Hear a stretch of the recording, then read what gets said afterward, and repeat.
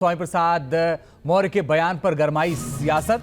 उत्तर प्रदेश के deputy CM Keshav Prasad Maurya ने विपक्ष पर निशाना साधा। कहा राम मंदिर का काम देखकर विपक्ष बौखला गया है।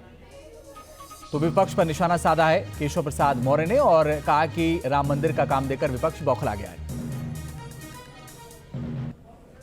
तो अयोध्या में रामलला की प्राण प्रतिष्ठा से पहले अयोध्या कितनी तैयार हो चुकी है और सबसे बड़ी बात यह कि 30 तारीख को एयरपोर्ट का शुभारंभ करने से पहले एयरपोर्ट को लेकर क्या तैयारियां की जा रही हैं, इन सारे मुद्दों पर हम बात करेंगे। तमाम सवालों का जवाब देंगे मेरे साथ उत्तर प्रदेश के उप मुख्यमंत्री केशव प्रसाद मौर्य जी। सर, बहुत स्वागत है न्यूज़ नेशन। धन्यवाद सर। शुरुआत तो इसी से, हर कोई राम भक्त, पूरा विश्व ये जानना चाहता है अयोध्या में तैयारियां निर्माण कार्य की कहां तक पहुंची। देखिए, भगवान श्री राम लला की जन्मभूमि के निर्माण का कार्य तो युद्ध स्तर पे चल रहा है और आज मैं स्वयं भी दर्शन करने के लिए गया था। तो तैयारियां संतोषजनक हैं। तैयारियां जिस स्पीड से होनी चाहिए उस स्पीड से हैं और जिस बात की राम भक्तों को प्रतीक्षा थी वो प्रतीक्षा की घड़ियां भी अब समाप्त हो रही हैं। हमारे विरोधी जब हम लोग नारा लगाते थे रामलला हम आएंगे, मंदिर भव्य बनाएंगे, सौगंध राम की खाए हैं, मंदिर वहीं बनाएंगे जहाँ राम ने जन्म लिया है, मंदिर वहीं बनाएंगे। बहुत नारे हैं, बच्चा बच्चा राम का, जन्मभूमि के काम का। पहले तो भगवान ताले में बंद थे, तो उस समय भी एक यात्रा निकली थी। उस यात्रा में एक नारा गूंजता था कि आगे बढ़ो, जोर से बोलो, जन्मभूमि का ताला खोलो। तो सारा संघर्ष गाथा ये 1985-86 से शुरू हुई है और उसकी पूर्णता 6 दिसंबर 92 को बड़े संघर्ष, बड़े बलिदान, बड़ी यातनाओं का सामना करने के बाद वो हुआ। लेकिन ढांचा गिरने के बाद भी एक लंबा इंतज़ार जिसको कहते हैं करना पड़ा। जब 2021 में देश के आदरणीय प्रधानमंत्री जी 5 अगस्त को श्री रामलला की जन्मभूमि मंदिर निर्माण के लिए भूमि पूजन का कार्यक्रम किया।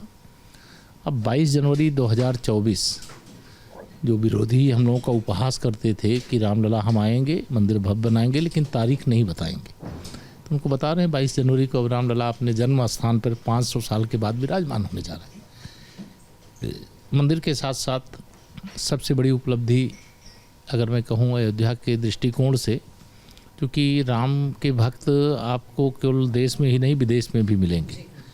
लोग अयोध्या आना चाहते हैं, इसलिए मर्यादा पुरुषोत्तम श्री राम इंटरनेशनल एयरपोर्ट यह भी बनकर के तैयार है। 30 दिसंबर को माननीय प्रधानमंत्री जी जब आएंगे तो उसे लोकार्पित करने का काम भी किया जाएगा। अयोध्या जो रेलवे स्टेशन है उसका भी विकास मैं अभी देख करके आया हूँ।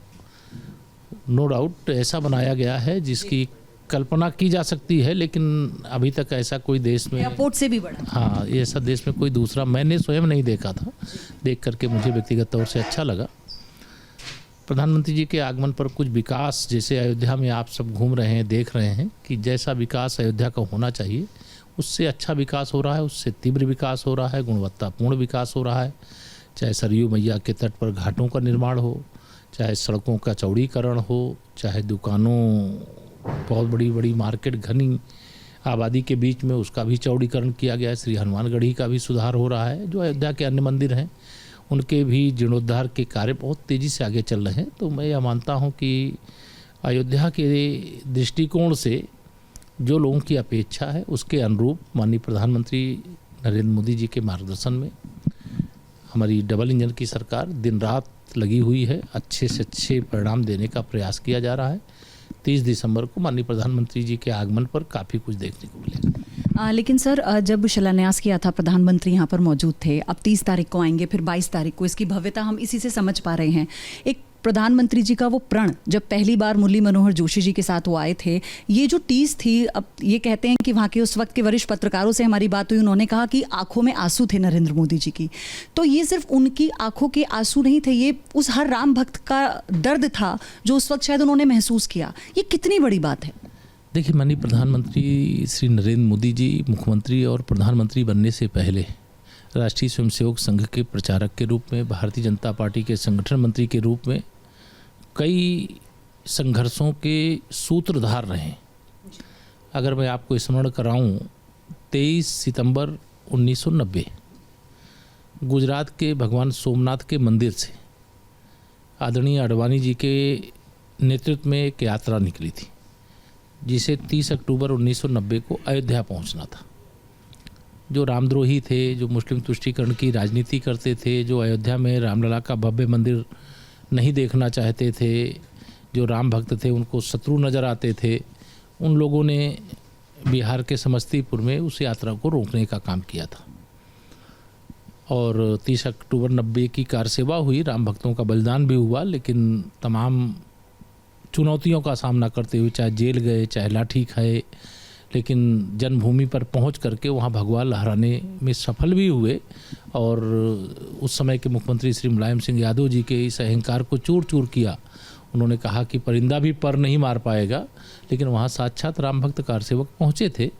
लेकिन आदरणीय प्रधानमंत्री वर्तमान माननीय नरेंद्र मोदी जी, उन्होंने देश के राम भक्तों का यात्रा के माध्यम से भी, संगठन के माध्यम से भी, जो देश के राम भक्तों का दर्द था, जो पीड़ा थी, उसे भी देखा है, जो गुस्सा था उसे भी देखा है, जो आस्था और श्रद्धा थी उसे भी देखा है। और भारतीय जनता पार्टी ने समर्थन किया था कि अगर हम सरकार में बहुमत के साथ आएंगे तो श्री राम जन्मभूमि पर भव्य मंदिर निर्माण के मार्ग की जो बाधा होगी उसे हटाएंगे, धारा 370 से मुक्ति दिलाएंगे और सामान्य नागरिक संहिता की बात कही थी। और जब भारतीय जनता पार्टी को माननीय नरेंद्र मोदी जी के नेतृत्व में बहुमत मिला तो आपने देखा है कि रामलला का भव्य मंदिर बन रहा है और धारा 370 का जो बाण चुभा था हर हिंदुस्तानी के सीने पर, वह बाण भी निकाल करके सदा सदा के लिए फेंक दिया गया। देश की सर्वोच्च अदालत की भी मोहर उस पर लग गई है। तो प्रधानमंत्री माननीय नरेंद्र मोदी जी ने राम भक्तों का दर्द बहुत निकट से देखा है। किसी को भी, मैं श्री राम जन्मभूमि आंदोलन का एक कार्यकर्ता हूँ, प्रारंभ से मैं इसका हिस्सा रहा हूँ। मैं जब यह बात कहता हूँ अंदर से रोमांचित हो जाता हूँ, मतलब खुशी के आंसू आते हैं कि ये प्रभु राम की कैसी लीला है, हनुमान जी की कैसी कृपा है कि जो 500 साल की लड़ाई में लाखों हमारे पुरखों का बलिदान हुआ, राम भक्तों का बलिदान हुआ, जो काम नहीं हो पाया था वह कार्य माननीय नरेंद्र मोदी जी ने करके दिखा दिया।